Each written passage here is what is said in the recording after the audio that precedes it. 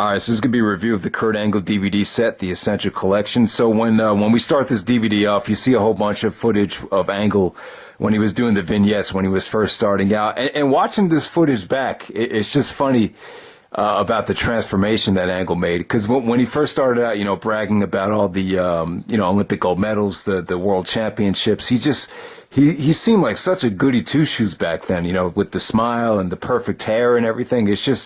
It's unbelievable that the toll the business took on him within the next 10 years or whatever. But yeah, definitely came off like a goody two shoes at that time, and you could see why a lot of people hated him right off the bat.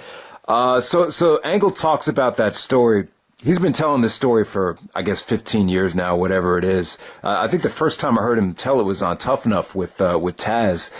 But he mentioned, after he won the Olympic gold medal, Vince offered him, a 10-year contract for a lot of money. And then he actually said to Vince, he said, yeah, I'll sign it, but there's only one thing I can't lose. So at that time, Vince and him parted ways, and he didn't sign the contract. But, Angle never watched pro wrestling growing up. The thing is, he was never exposed to it. I guess his brothers didn't want to watch it. And, if you come from that amateur wrestling background, Angle talked about this in his book, how they kind of have like a me against the world mentality. They kind of look at other forms of entertainment like it's a joke. So Angle never was really, he never had a chance to kind of gravitate towards it. But I think when Angle, got some independence, won the gold medal, started dating his wife, he was able to, have a mind of his own. And when he turned on the TV and started watching the Attitude Era, he even said Stone Cold Steve Austin, he fell in love with the athleticism and the characters. And I just think Angle naturally loves the business. The problem was he just wasn't exposed to it. So they show the match with Shawn Stasiak from Survivor Series, Angle's debut. It wasn't a great match, but the thing you remember about it is Angle tells the fans to, you're not supposed to be booing an Olympic gold medalist. But it seemed really natural, and Angle seemed the frustration seemed real. I think it had to do with Angle. After he won the gold medal, the next day he woke up, he said he was scared to death, because then he was thinking to himself, now what am I going to do? They remember the gold medal for like the summer, or maybe even into, early 97, but eventually, slowly but surely, people tend to forget, and, you kind of have to start all over again. So, he didn't have the, he talked about this plenty of times, but, he said he didn't have the, he didn't have it in him to compete again to win another gold medal in 2000, because when he won the gold medal in 1996, it was so draining that he just couldn't compete again. So I think Angle legitimately wanted to be appreciated for that, all he accomplished, and the frustration I think was very real. So from there you go to the Val Venis match. So he defeats Val Venis for the European Championship.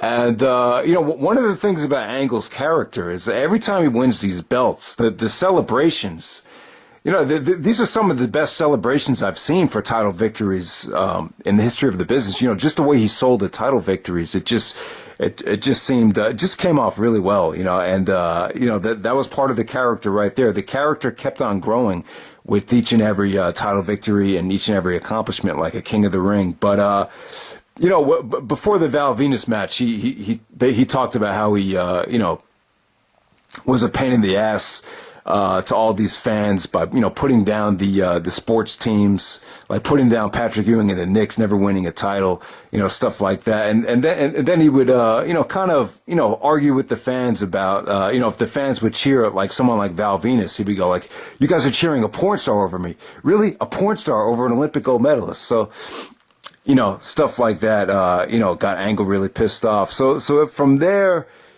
we go to Chris Jericho at No Way Out of 2000. He actually touched on Jericho. He said that, he was always kind of baffled by how underutilized Jericho was at this time. He thought, Jericho in 2000 deserved to be in the title picture. But, back in 2000, Jericho and Angle feuded over the Intercontinental Championship. It was really the only time they feuded, and Angle was the perfect guy to feud with Jericho, because Jericho, he was good. He was really outrageous at the time. He was cool at telling jokes.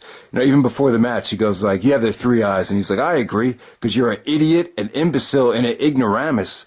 So Jericho was kind of, he kind of told these corny but kind of funny jokes at the same time, and Angle was the perfect guy to play off of, and he even called Angle like, a virgin, stuff like that. So that made for a nice combination at that time. But Angle and Jericho, it's an interesting combination, those two, because they were always kind of in direct competition from each other. Like if you remember, they were always heels at the same time. I'm sure when Angle won his first title, Jericho probably thought that should have been him, because Jericho had paid his dues and was in the business much longer than Kurt at that time. So there was probably some jealousy on Jericho's part. And then at the same time, when Jericho won the Undisputed title, it was promised to Kurt Angle. So maybe there was some jealousy on Angle's part as well. And then there was a long period of time when, they were always heels, so they never worked together. And then there was a long period of time, like from 2002 to 2005, where they were always on separate shows. So Angle and Jericho never really got to meet in their prime. But, that's a combination right there that definitely could have had, definitely more world title matches in the main event scene. But, but at that match right there, so Jericho drops the Intercontinental Championship to Angle. Angle actually puts the belt up while Jericho hits the Lion Salt, and Angle becomes the Eurocontinental Champion. It just worked for his character. The character needed to be over the top, and what better way than to hold the European Championship and the Intercontinental Championship at the same time. So from there, becoming a great leader, there's a chapter about the King of the Ring where he faced Rikishi. Basically, the King of the Ring was important for him because without winning, something like the King of the Ring, and without winning these titles, it's kind of hard to, he said it's kind of hard to, become a leader backstage, because if you haven't really done anything, and when you do accomplish something like King of the Ring, it's kind of like, oh, this guy won the King of the Ring.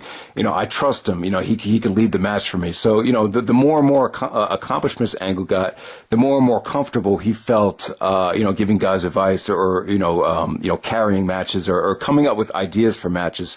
So from there, they show the King of the Ring finals of 2000 when Kurt won his King of the Ring over Rikishi. If you watch this match, you'll see that Rikishi's selling an arm injury.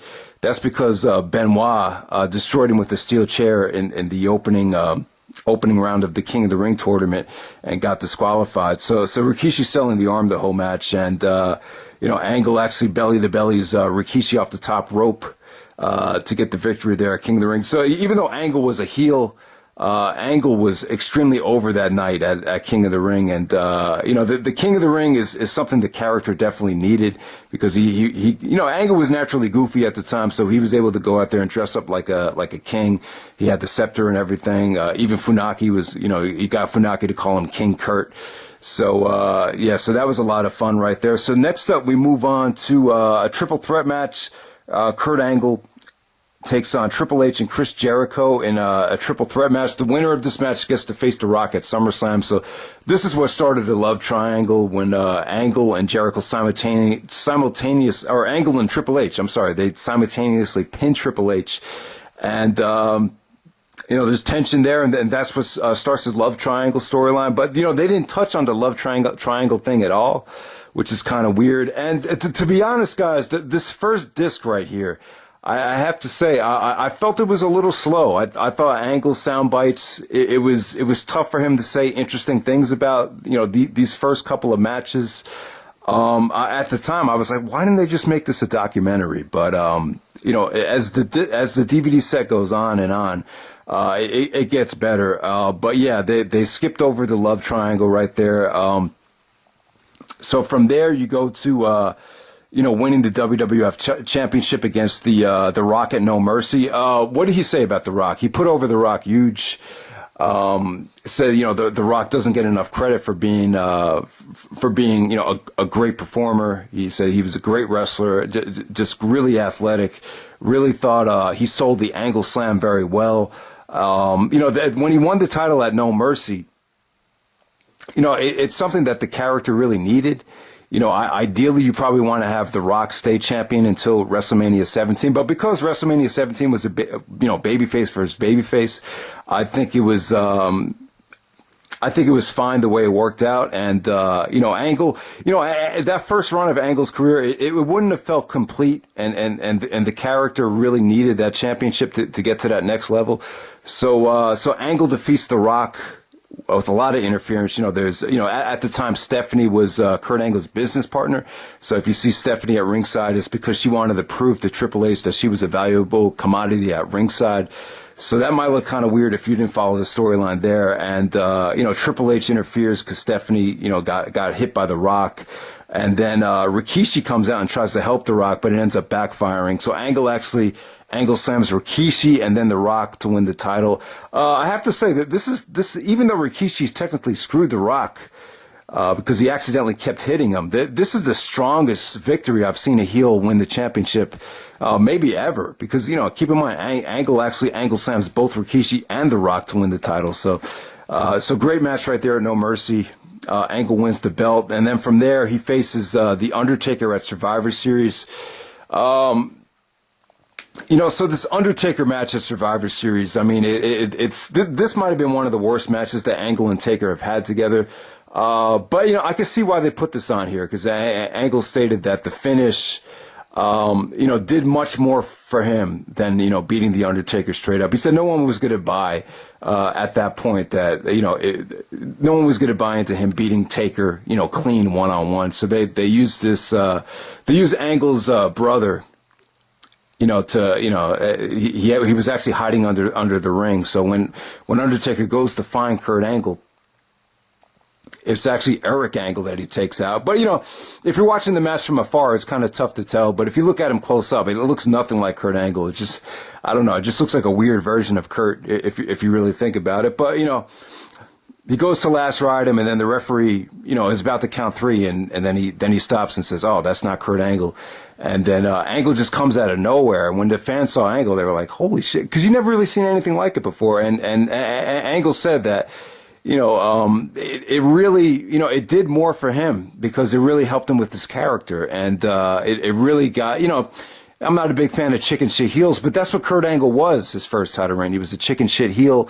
And it was just all about getting the fans to just hate him to the point where you just couldn't wait to see him lose the championship. So, and at the same time, a lot of people kind of bitch about, pay-per-view finishes. Like we see it all the time. We're like, oh, you feel ripped off by the pay-per-view. But, Vince, he said that Vince, kind of, got him to see eye to eye about, how this was best for him, best for the character. And it's also, I think he does these type of finishes is to protect his investments, to keep The Undertaker looking strong. And at the same way, it keeps advancing the story. Even though if you do watch the individual pay-per-view, you kind of feel gypped by the finish, but it's something that keeps the story going. So that's, the Angle's first title reign, it's another one of those experiments with Vince getting to, play with his own character and eventually put the title on him just to help the character out. So from there, we go to Triple H at the Royal Rumble 2001. Kurt defends the belt against Triple H. And what does he say about Triple H? Like I said, guys, they don't touch on the love triangle at all, which is crazy to think about. I don't know how you skip over such an important part of Angle's career. Maybe they have their reasons for it. I'm not sure. But he said that Triple H is, he said that at the time, he said in the early 2000s, he put Triple H over as being the best performer in the business. And Angle thought, when Angle first started out, Triple H was the man. He was the guy. And he said that Triple H was the safest guy he's ever been in the ring with. Cause he just knows what he's doing in the ring. He just knows how to make everything look so real, but at the same time, he knows how to protect people. And that's why I say, I think Triple H should be Kurt Angle's first opponent because, I just think there's so much bad blood, history, and tension there, so you have a great story. And then at the same time, Triple H, even Rob Van Dam said that, if I were to pick a guy that actually knows what he's doing in the ring and would consider him the best in terms of, knowing what he's doing, Triple H is the guy. You'd have to go with Trips. So yeah, and then they showed the 2001 Royal Rumble match with Angle and Triple H. And, this is the closest thing you'll get to seeing Angle and Triple H in their primes. It's a shame they didn't wrestle a lot, after the brand extension. There's really not much to choose from. Angle and Triple H, surprisingly, they actually won Feud of the Year in 2000 because of the, the love triangle storyline. But,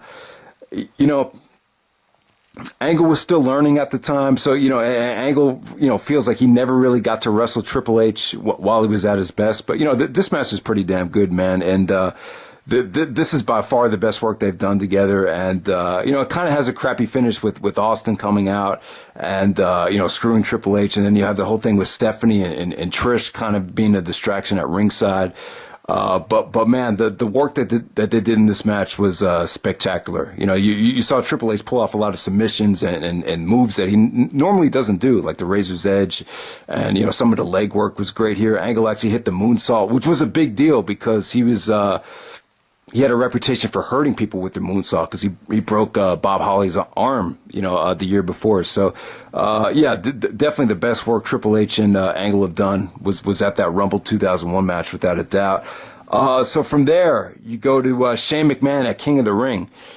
Really cool stuff, man. They show the behind the scenes of Angle and Shane talking about the King of the Ring, street fight match, and It's weird because when you look back at that behind the scenes footage, they look like they're brothers. They really had a lot of fun together. They're just like ribbing each other and clowning each other about the actual match. The reason they were kind of toying with each other is because Angle didn't really want to hurt Shane, but Shane was like, no, throw me through the glass, because they ordered the wrong glass. It was supposed to be sugar glass, but it was plexiglass. So that's why it was so tough for Angle to belly Shane through that glass. And so Shane was kind of making fun of Angle, saying, oh, you wanted me to go through the glass. So it was, but you have to see it. It was really cool behind the scenes footage there. The reason why Shane and Angle feuded, they didn't really talk about why, these guys had a street fight. But, if you remember, Shane was actually he was actually appointed, owner of WCW. And, after Angle won his gold medals back from Benoit, you remember Benoit was hiding Angle's gold medals in his nutsack.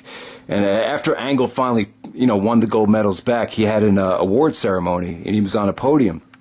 And Shane came out and interrupted him.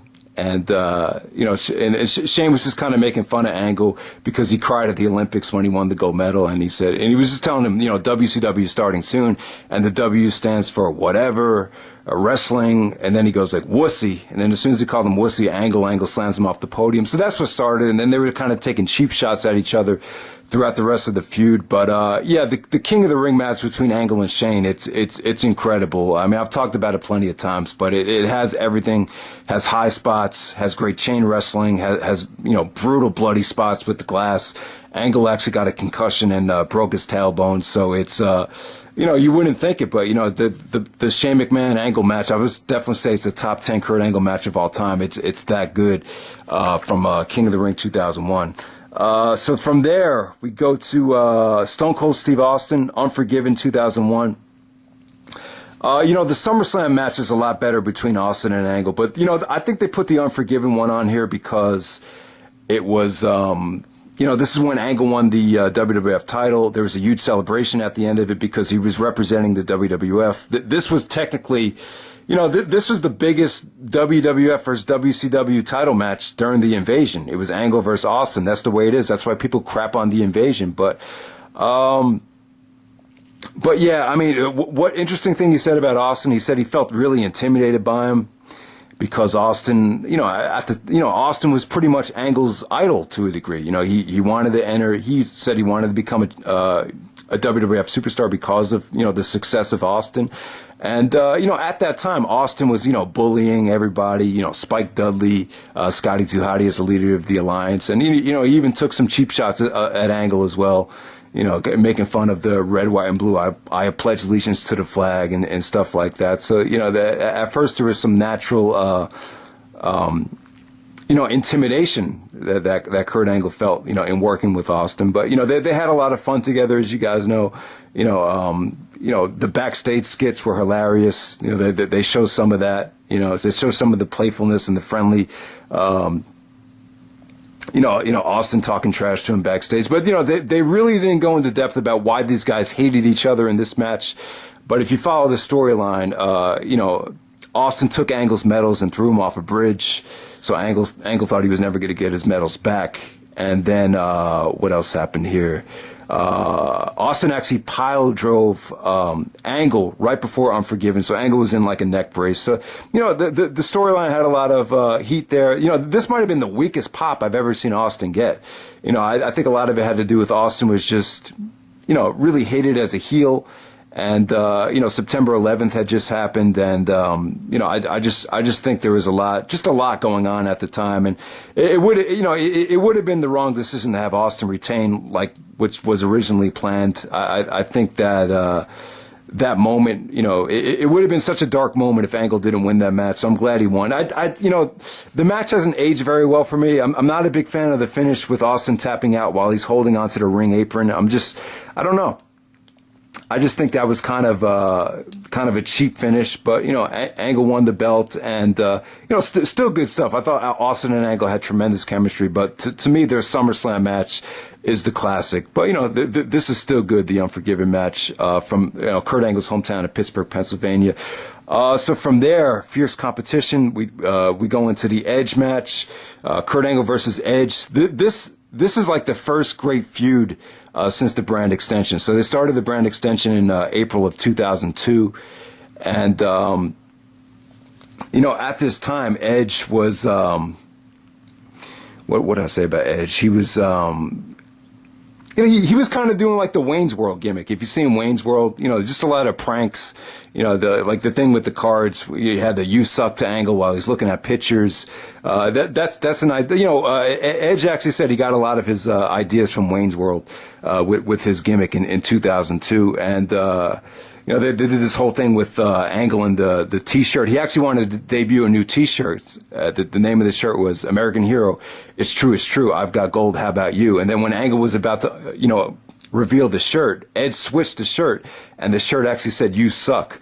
So that was a big part of the feud as well. And the match at Backlash was killer. These are just two guys just going out there, just kind of frustrated by what was going on at the time. You guys remember Hogan just came back. They put the title on him. You had so much competition in the main event scene, so many main eventers. And, Angle and Edge, this is them just saying to the office, we're going to steal the show. And they stole the show at Backlash. This had some of the most athletic moves Angle ever did. And, Angle actually, this is the best belly to belly I've ever seen him do. And the one to Edge was awesome here. The kick outs to the Angle slams were incredible.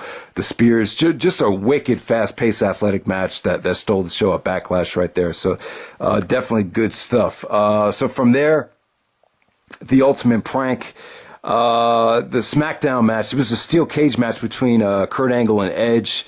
So Angle actually got his head shaved bald. This was pretty interesting because they talked about, Vince actually went up to Angle and said, "Listen, you're losing your hair. We got to shave it." So they're going to have Edge shave his head bald at Judgment Day. But when they had the match at Judgment Day, Vince wanted to play a prank on Edge. And he said, "We're going to tell Edge that he's shaving his head." And Edge actually bought it. So Edge actually put his head down and was upset because, he didn't know what he was going to look like with the head shave. He even told Kurt, he's like, "Hey, listen, Kurt, I'm going to look like shit if my head gets shaved." But, they were just playing a prank on Edge. But I think Edge was a little bit disappointed too because, Edge still really hadn't proven himself as a main eventer. So maybe he thought, they're kind of giving up on me as a singles guy. So I think Edge was probably feeling a lot of emotions if he really did act like that after the prank. But yeah, Edge and Angle had another awesome match at Judgment Day. They showed highlights of, Edge shaving, Angle's head. And then they had the rematch on SmackDown in a steel cage. So it was funny because Angle actually put on this rug, because he didn't want to admit to everyone that he was bald. So he put on like this, wrestling gear that would keep this little rug on his head. And he'd be like, "Oh, my hair grew back already." And he just looks like such a doofus with this, wig on. But, this is the versatility of Kurt Angle. Angle could just be, he was just so charismatic and just so goofy, but at the same time funny.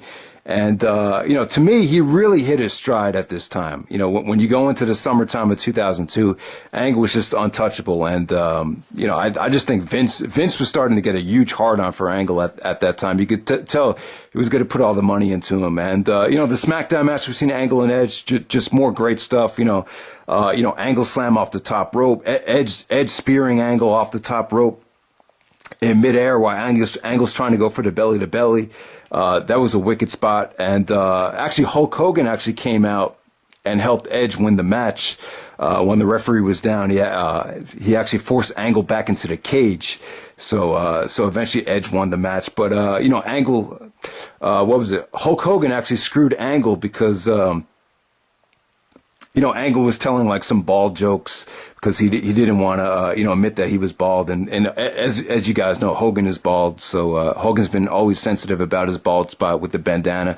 So it just kind of seemed natural to have, the battle of the real Americans between, Angle and Hogan at, King of the Ring. But basically what he said about Hogan was he said he had a really fun time working with Hogan. They actually had some tension a couple years later when Hogan was Mr. America about, when to tag him in and stuff like that. But overall, Angle said it was a lot of fun working with Hogan. He said that Hogan's facial expressions and his look, just made it so much fun working with them. And, he said he had so much, he got a lot of pleasure in making Hogan tap out. He felt like the king of the world when he made Hogan tap at King of the Ring. So yeah, Angle carried Hogan to one of his best matches of that comeback. The match that Angle carried Hogan to at King of the Ring, it was definitely better than the matches Hogan had with Triple H and Undertaker by far. So this was a significant victory because it really made Angle stand out as he's obviously the best guy in the business. If the match with Hogan was that much better than the other two guys' matches, so yeah, I'm sure Vince must have been impressed with that because. They were looking at the new ruthless aggression era. Austin had just walked out of the WWE, so they, Vince kept cutting these promos like who's going to step up and have ruthless aggression and become that big next star. And he did it on Raw with Brock, and then on SmackDown he did it with Angle. When Angle came out, he was like the Olympic gold medalist, Kurt Angle. He made the immortal Hulk Hogan tap out. And, this was, and then Angle comes out and it's like, who's going to face the very best in the business today? I'm issuing an open challenge. And then John Cena comes out. So, Cena comes out and him and Angle just have this wicked fast-paced match where, it really, at the time, I thought Angle really made Cena look good. Cena definitely had a lot of potential. The ruthless aggression thing, you could definitely tell Cena was hungry. Angle goes up to him. He's like, what is the one quality that you possess that makes you think you could face the very best in the business today? And then Cena's like, ruthless aggression. And, that finish is great. And Angle used some type of amateur, takedown to kind of, backslide Cena's neck to the mat. I thought that was an innovative finish as well. But, that was the start of John Cena. He went on a little hot run during that summer, but then eventually he cooled off and he would have to find the battle rap thing to kind of, become relevant again. So from there, you have the Vengeance match, Undertaker, Rock, and Angle from Vengeance, the triple threat match. One of the funnest triple threat matches of all time. Angle actually said, he's been saying what people have been saying about this match for years. Just a ton of fun. Guys doing each other's finishers. Normally get to see that. So, I think sometimes it's kind of a cheap move. I think you've seen it with Cena and Orton a couple years ago at the Rumble, where they just start doing each other's finishers. And sometimes I think it's kind of corny, but for this occasion it worked because it's a triple threat. They normally never did this stuff, but it just worked because they played off of the storylines. And you have to remember, Undertaker was actually wrestling on both shows, Raw and SmackDown, which made it a very short but memorable title reign. And, there was actually a triangle choke where, both guys were declared the winner, with Angle and Undertaker on a SmackDown. And they used that storyline to play into this match. So this match is more than just guys doing each other's finishers, but it was great, man. You know, the rock bottoms, choke slams, last rides, ankle locks, Angle with the ankle locks, man. Just a lot of intensity, and this is just a roller coaster ride of a match. I just remember everyone going crazy during this match, and Rock actually wins the undisputed title and goes into SummerSlam with the belt. So from there, on SmackDown, Rey Mysterio debuts. You know, when Mysterio, you know, came to SmackDown, I really didn't know what to expect. You know, I didn't watch WCW.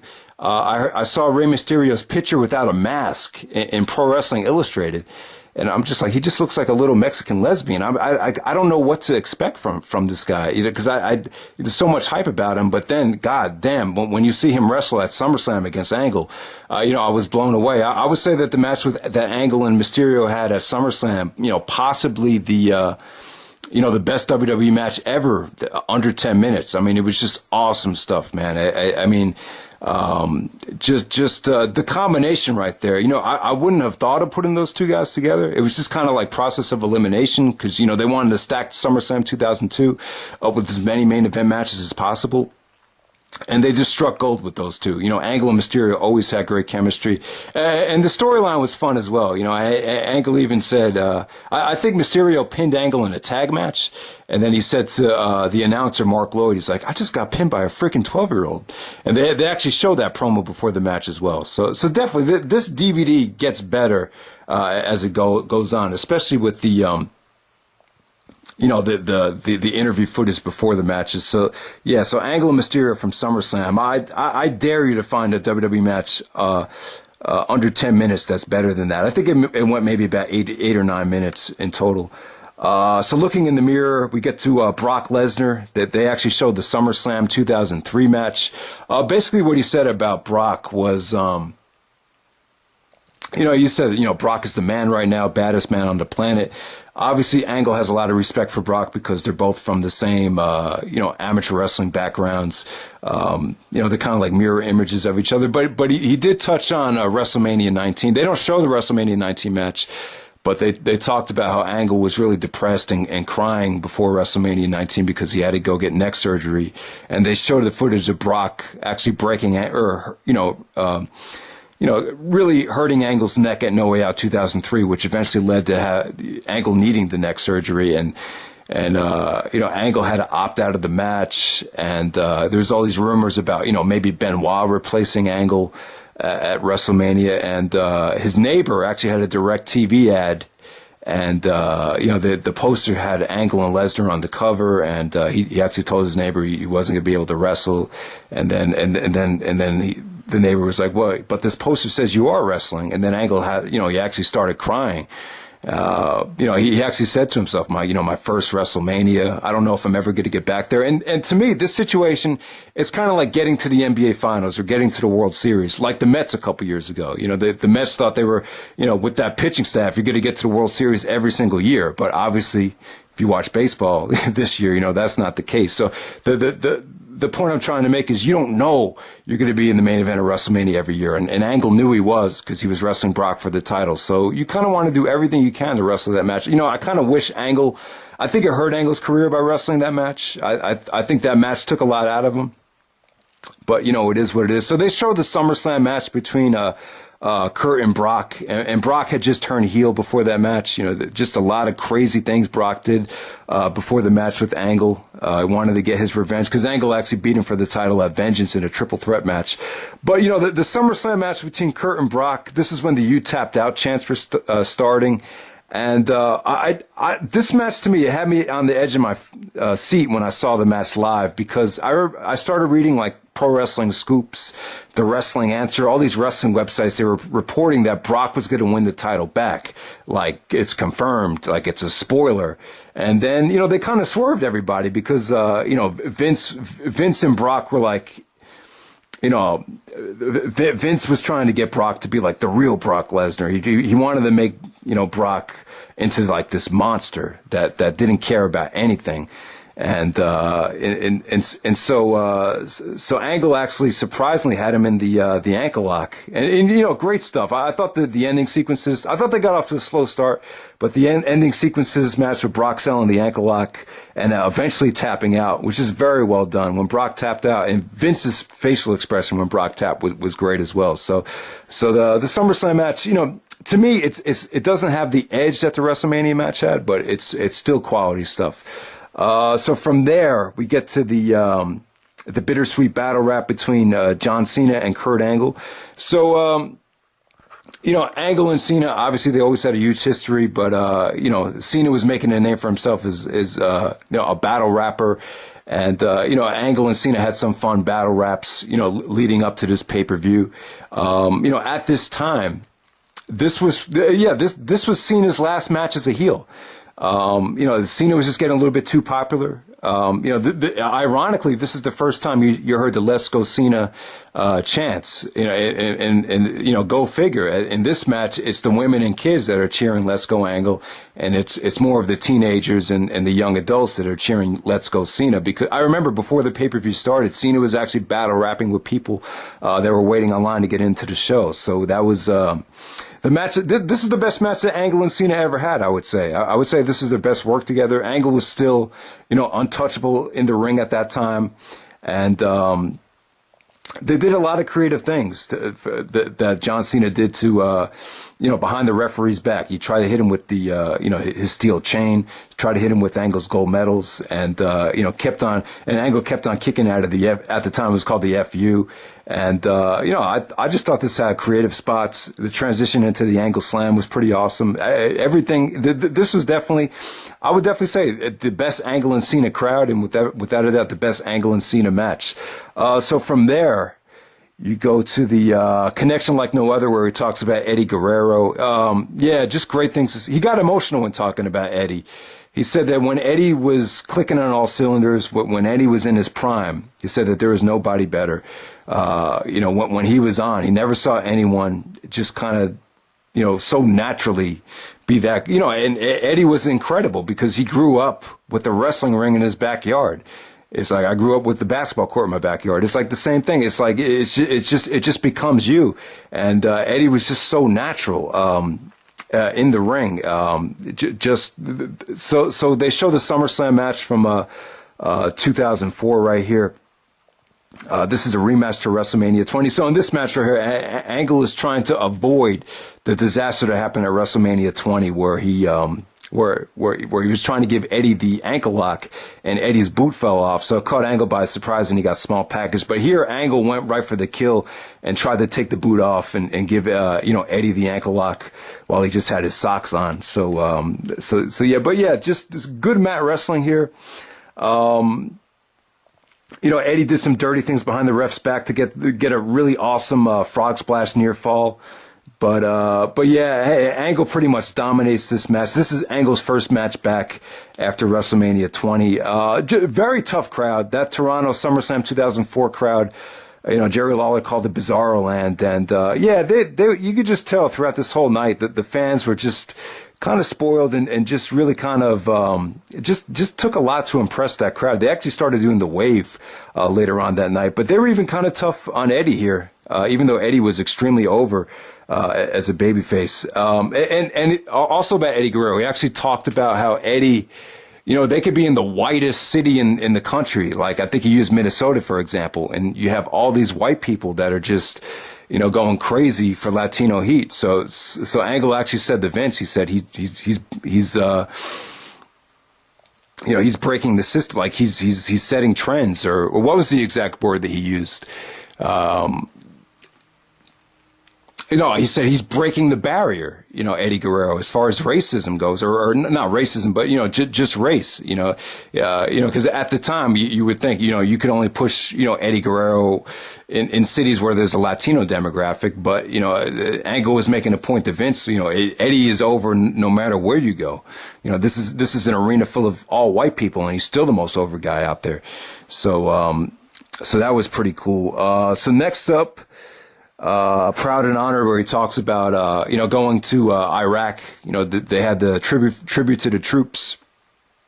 where they went over there every year. Now, there's some mixed feelings about this. You know, there's a lot of guys within the WWE that actually hated going over there because of the travel situation. I remember Rob Van Dam took a lot of criticism for not going because he said that, you know, why would I want to be stuck on a plane without a bathroom? You know, like, I want to get home and enjoy my Christmas break. So I could totally understand if people, you know, some of the wrestlers didn't want to go.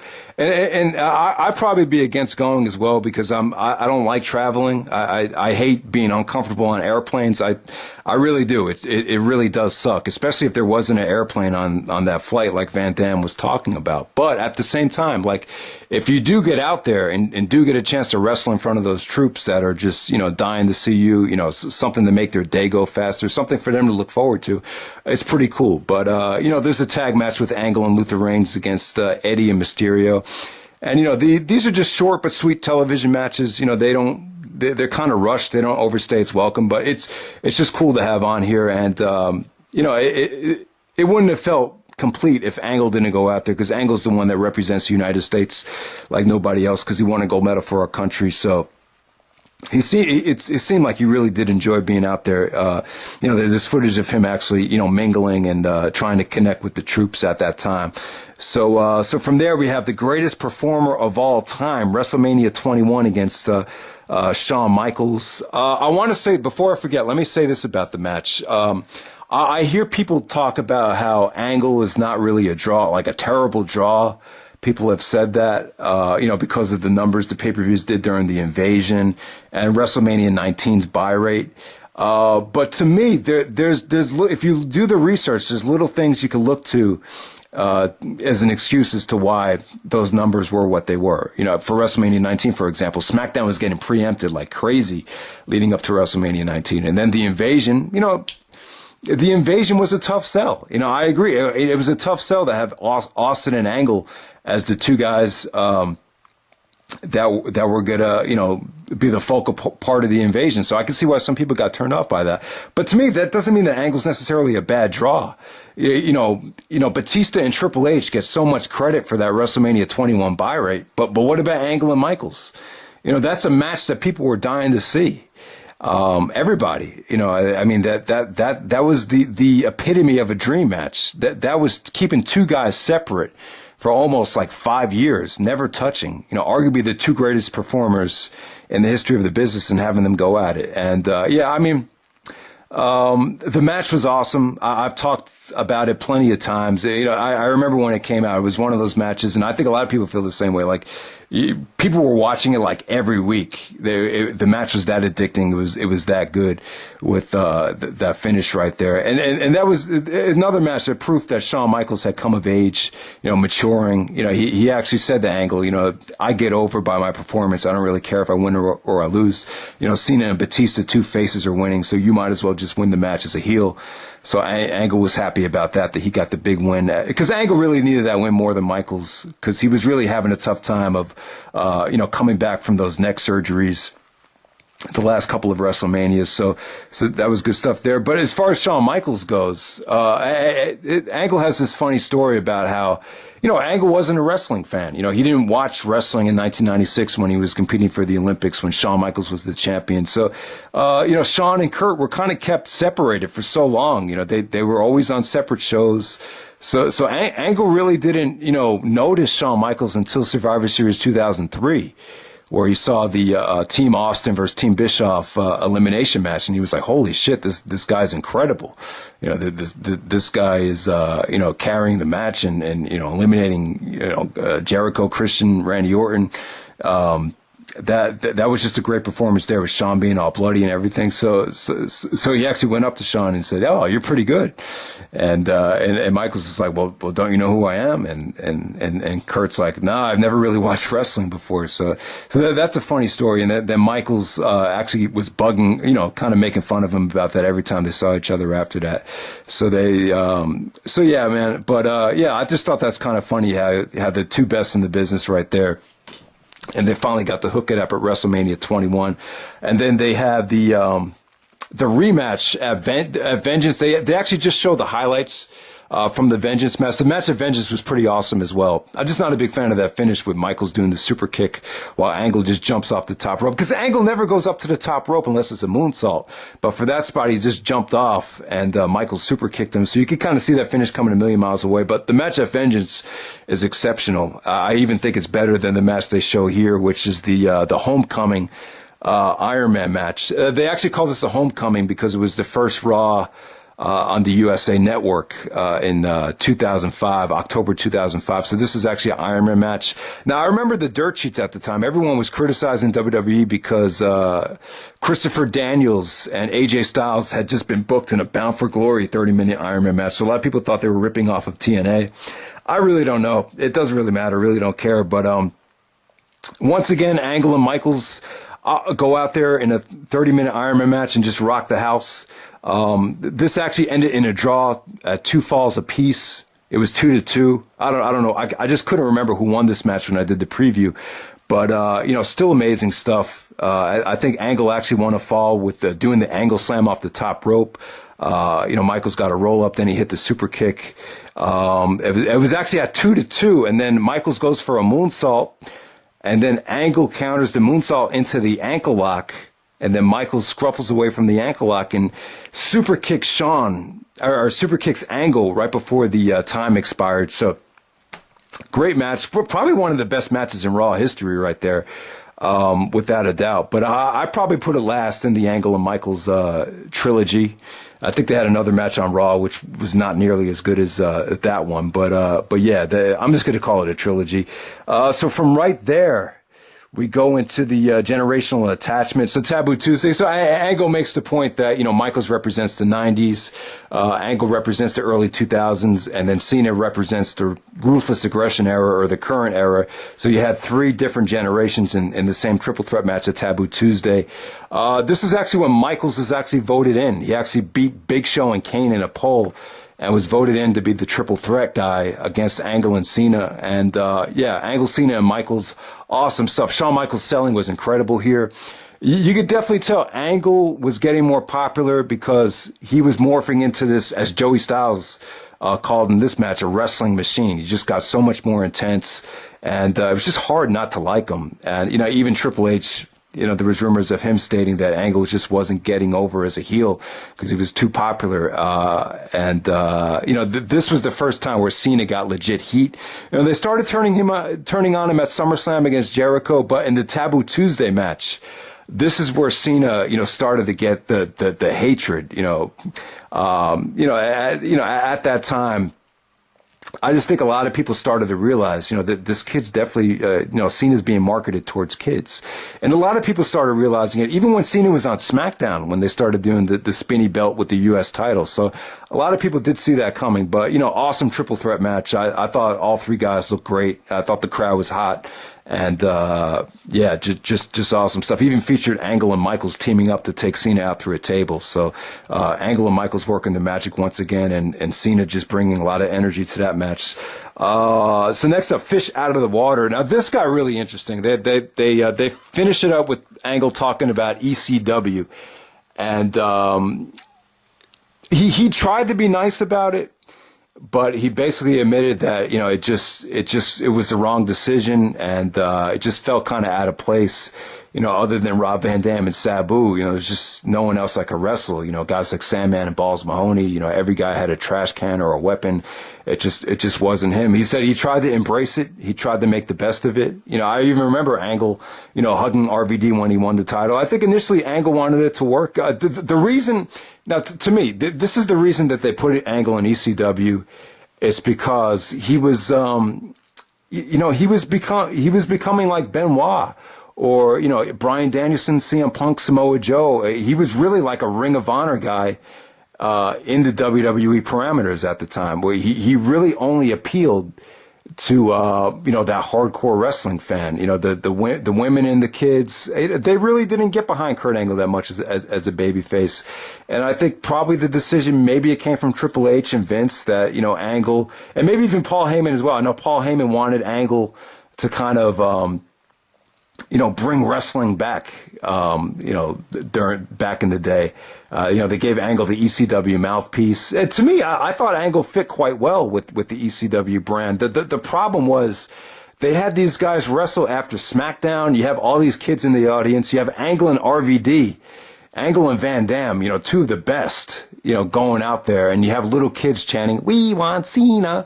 So that ECW thing, it just wasn't going to work because Vince was totally against doing a third day of television tapings. I think the original idea was to do ECW, on the internet, on the WWE.com. I think it would have worked if they just kept it its own separate brand. But the reason why Angle hated ECW, and it's so funny to think about what happened with Benoit and ECW and Angle and ECW. But the reason why Angle was down about ECW is Vince he talked about this in the RF video shoot, how Vince told him that he'd be making less money in ECW. So then Angle was like, well, why would I want to be making less money? But he went with it because Vince was excited that it was going to be a third brand. But Angle just couldn't stay healthy. He actually failed a wellness policy, and then he got suspended, and he was forced to put over Rob Van Dam at the end. But they show a match between Angle and Van Dam from ECW on Sci-Fi when Van Dam was the WWE and ECW champion at the same time. And awesome stuff, man. Great creativity. A lot of great amateur mat wrestling from Angle here. There was actually some creative spots where Angle would suplex RVD after countering some kicks. There's too many great stuff to talk about here. The counter to the Angle Slam was great. Angle did the belly to belly off the top rope to Van Dam. Just a lot of great stuff here. I mean, really probably one of the most underrated matches I think Angle had was that match with RVD. A lot of the matches that Van Dam and Angle had during the Invasion were great as well. It just sucks that Angle and Van Dam never got to wrestle on a big stage one-on-one.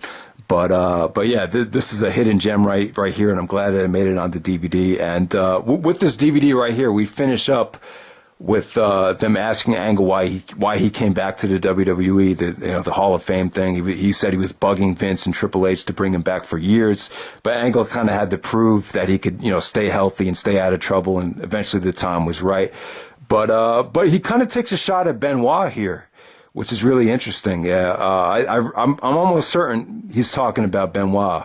And he said that, I just didn't want to be one of those guys that guys would look to and say he could have been the greatest of all time if he only didn't fuck up or didn't screw up. And I think he talked about the same thing in the WWE Network mini documentary, but you really felt it even more here that he was talking about, Chris Benoit throwing his life away. Arguably the greatest wrestler of all time from a technical standpoint. What if? And it makes you appreciate Angle as well. And it's so funny that when Angle went to ECW, he ended up whether you want to say Angle was fired or him and Vince mutually agreed to part ways. The bottom line is when Angle was demoted to ECW, like as Randy Orton said, as they show it, He left the WWE on bad terms when they put Chris Benoit in ECW. I know some people are going to say, you really think what happened with Benoit was because of ECW? No, that's not why it happened. But I'm just saying it's kind of funny how when both Angle in 2006 and Benoit in 2007 went to ECW, something bad happened. So that was kind of crazy right there. But overall, yeah, man, it makes you appreciate Kurt Angle still being alive. I would say match quality wise, this is arguably one of the best, if not the very best, WWE compilations ever released. I mean, so many great matches on here. Now the best, probably some of Kurt Angle's best matches aren't even on here, though. The match with Angle and Austin at SummerSlam is a top 5 Kurt Angle match. Angle and Benoit at the Royal Rumble. Obviously, the Benoit matches aren't on here for obvious reasons. But yeah, even Angle and Benoit versus Rey Mysterio and Edge isn't on here. Angle and Undertaker from No Way Out 2006 isn't on here. I can't see them doing another Kurt Angle DVD in the near future, but you never know. But even though those matches aren't on here, it still had the best match on it says Kurt Angle and Shawn Michaels from WrestleMania 21. But it still has a lot of gems on it. Considering there's no Benoit matches on here, it is loaded with great stuff. The first disc is a little bit slow, and I would have loved to see them release like a 3-hour documentary about Kurt Angle. I think that's something that they could have done, but I understand why they went with this direction. It's kind of like you could double the profit this way. We'll do a match quality or a match selection DVD, and then at the same time we'll do our documentary on the network. This way you get subscribers to the network and DVD sales at the same time. So I guess they went that direction because of that. But I really think a Kurt Angle 3-hour documentary, could have been up there with the rise and fall of ECW as, one of the best WWE documentaries ever created. But, this is what they went with, and it's definitely money well spent. Definitely a must-have for any Kurt Angle fan. And, that's pretty much it, guys. I thought this was tremendous. And as the DVD goes on, it just gets better and better. So definitely check